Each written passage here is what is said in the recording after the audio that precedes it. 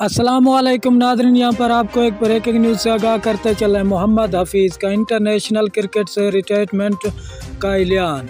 हम आपको मुकम्मल अपडेट से आगाह करेंगे। इससे पहले अगर आप हमारे चैनल पर न्यू हैं या पहली बार विजिट कर रहे हैं तो चैनल सब्सक्राइब करें, साथ दिए गए बेल आइकन को ऑल पर कर दें ताकि हर नई आने वाली वीडियो आप तक बआसानी पहुँचती रहे।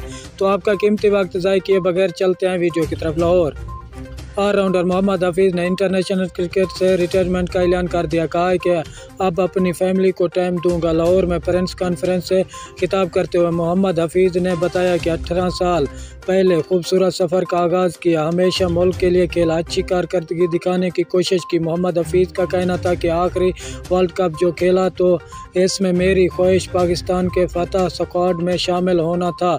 इसके अलावा मुझे कोई लालच न था। वर्ल्ड कप में भारत से जीतने की ख्वाहिश पूरी हुई। आइंदा होने वाले वर्ल्ड कप के लिए मैं अपने लड़कों के लिए नेक ख्वाहिशात का इजहार करता हूं। पाकिस्तान टीम की जीत हमेशा मेरी जीत होगी।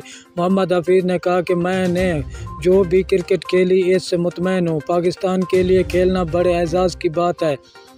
व्यूज़ के लिए 18 साल करियर में हर जगह सपोर्ट किया, मुल्क के लिए बगैर किसी लालच के खेला हूँ। मैंने कभी पैसा कमाने का नहीं सोचा, ना ही कभी वेवर मैच का ख्याल आया। अपने मुस्तकबिल से मुतल्लिक मोहम्मद हफीज़ का कहना था कि पहले तमाम तकाज़े पूरे करूंगा, फिर कोचिंग से मुतल्लिक सोचूंगा। वाज़ेह रहे कि मोहम्मद हफीज़ ने पाकिस्तान के लिए 55 टेस्ट मैच, 218 वनडे और 119 T20 मैचेस खेले हैं। शुक्रिया नाजरीन, हमारी वीडियो देखने का। मिलता है नेक्स्ट।